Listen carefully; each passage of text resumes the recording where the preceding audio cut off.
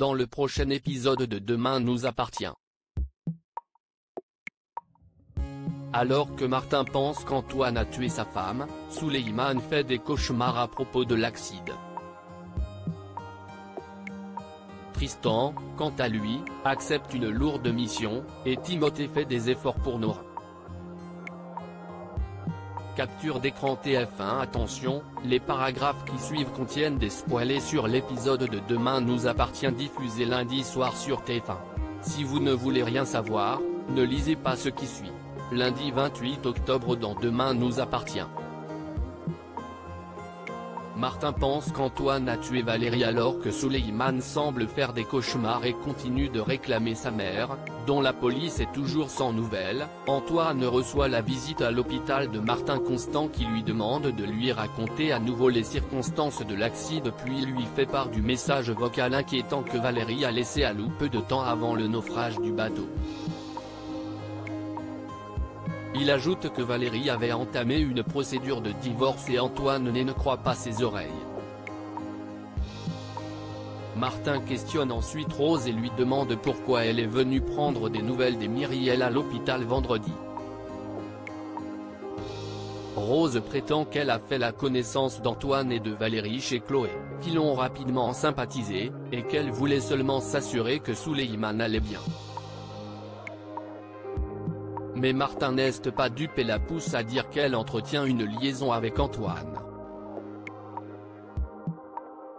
Seulement, Rose s'y refuse et jure qu'il dit n'importe quoi et qu'elle connaît à peine Antoine. De son côté, Antoine confie à Marianne, qui vient de donner un sédatif à Souleymane pour qu'il se calme, qu'il se sent coupable de l'état de son fils. Il a peur que la disparition de Valérie ne fasse ressurgir de vieilles blessures chez Souleymane qui a perdu ses parents biologiques et toute sa famille lors du tremblement de terre de 2010 en Haïti. Au commissariat, Martin fait part de sa théorie à Georges. Il pense que Rose et Antoine ont une liaison et qu'Antoine cesse de débarrasser de Valérie afin d'éviter de vivre un divorce cauchemardesque et de perdre la garde de son fils. Reste maintenant à démontrer s'il a agi avec préméditation ou s'il a saisi une opportunité. Mais Georges peine à croire en la culpabilité de Myriel car tout le monde n'a de cesse de lui rapporter à quel point est un homme bien et un proviseur adjoint excellent. Pour Martin, en tout cas, une chose est sûre, Antoine Myriel leur cache quelque chose. Plus tard, Antoine retrouve Rose chez elle et tente de l'embrasser. Rose le repousse, estimant qu'avec ce qui est arrivé à Valérie ce n'est vraiment pas le moment.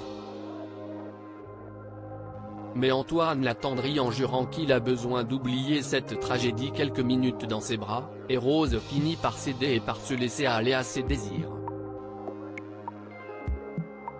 Mais une fois leurs ébats terminés, Rose semble se sentir coupable. Elle questionne Antoine sur les chances de revoir Valérie saine et sauve, et Antoine paraît bien pessimiste.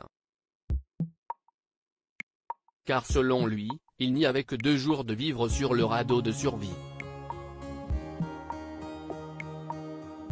Or, Valérie a disparu depuis maintenant 4 jours.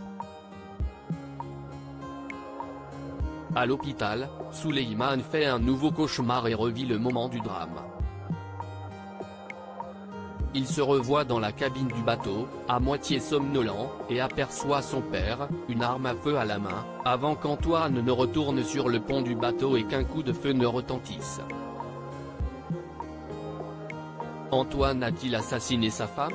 Tristan accepte une lourde mission au Spoon. Colline demande à Tristan si Justine sera de retour à temps pour Noël. Tristan et Françoise réalisent qu'ils n'ont pas été assez clairs avec la petite au sujet des raisons qui ont mené à l'arrestation de sa mère, mais Françoise ne se sent pas capable de lui dire la vérité. Tristan accepte alors de scènes chargées et profite de la présence de Sylvain Moreno Ospoon, qui est visiblement très proche de sa fille Betty, pour lui demander conseil sur la manière d'aborder avec Colline le sujet de l'homicide de Pierre Leroy par Justine. Sylvain lui préconise alors de se mettre à la hauteur de Colline et de lui parler avec des mots simples. Tristan emmène donc Colline sur la plage pour le goûter et lui explique qu'il ne sait pas encore combien de temps Justine restera en prison mais qu'il est déjà assuré qu'elle ne sera pas sortie à Noël. Il poursuit en lui racontant que sa mère a tué un homme méchant qui lui avait fait du mal et qu'elle doit aujourd'hui en assumer les conséquences. Virginie conseille à Jules d'être patiente sur les conseils du fantôme de Lola. Timothée a décidé de passer outre sa peur de toucher les gens et de convier Nord chez lui pour lui faire un massage. Un moyen pour lui de lui prouver qu'il a toujours envie qu'elle soit sa petite amie.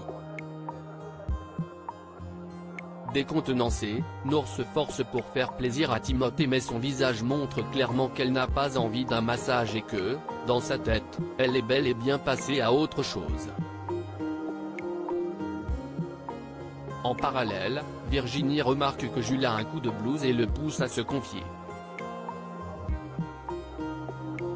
L'adolescent admet qu'il est en couple avec Nord depuis quelques jours mais qu'il a du mal à accepter la situation actuelle entre Timothée et Nord. Virginie, qui se doutait de ce rapprochement, conseille alors à son fils d'être patient et de faire confiance à Nora. Après tout, la manière dont elle agit avec Timothée prouve qu'elle est quelqu'un de bien.